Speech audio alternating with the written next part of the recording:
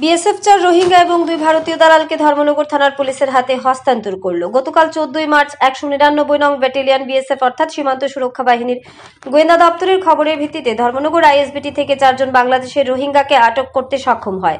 তাদের মধ্যে ছিল ২ জন পুরুষ এবং ২ জন মহিলা। পাশাপাশি আটক করা হয়েছিল ভারতীয় ২ দালালকে। জানা যায়, ঊনকোটি জেলার কৈলা শহরের কোনো এক স্থান দিয়ে অবৈধভাবে বাংলাদেশ থেকে প্রবেশ করে এবং সেখান থেকে চলে আসে ধর্মনগরে।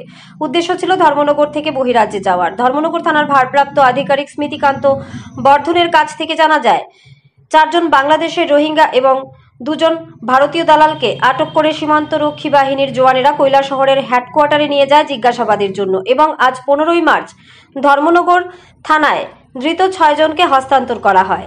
বাংলাদেশের ৪ রোহিঙ্গার মধ্যে পুরুষ ২ জন হলেন জাহিদ আলম ও মমতাজু হক এবং মহিলা ২ জন হলেন মিল আরা ও জুনুক আক্তার।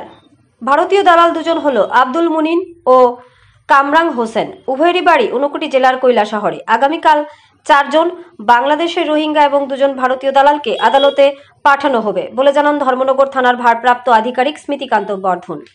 ধর্মনগর থেকে নিজস্ব প্রতিনিধির রিপোর্ট, আরই ধর্মনগর।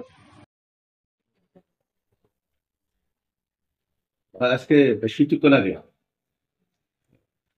বিএসএফ 199 ব্যাটালিয়ন বিএসএফ বিকয় তারা ৪ জন রোহিঙ্গা কাশ্মীর এবং আরো ২ জন ইন্ডিয়ান টাউটস, টোটাল ৬ জন আমাদেরকে হ্যান্ড ওভার করে এবং আমরা তাদের বিরুদ্ধে মামলা নিচ্ছি এবং আগামীকালকে তাদেরকে আমরা করছি।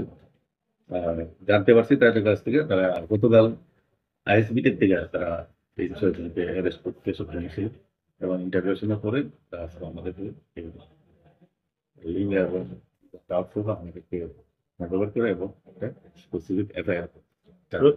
৪ জন রোহিঙ্গার নাম আছে কি আপনার? তাদের নাম যারা আমরা যতটুকু জানতে পারছি, একজন হইল জাহিদ আলম, একজন হইল মমতাজু হক, ২ জন উমেন আছে মিন আরা, একজন জুনুক আক্তার।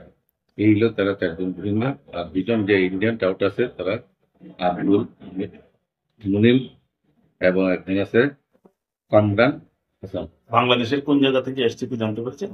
ইনভেস্টিগেশন দেখছি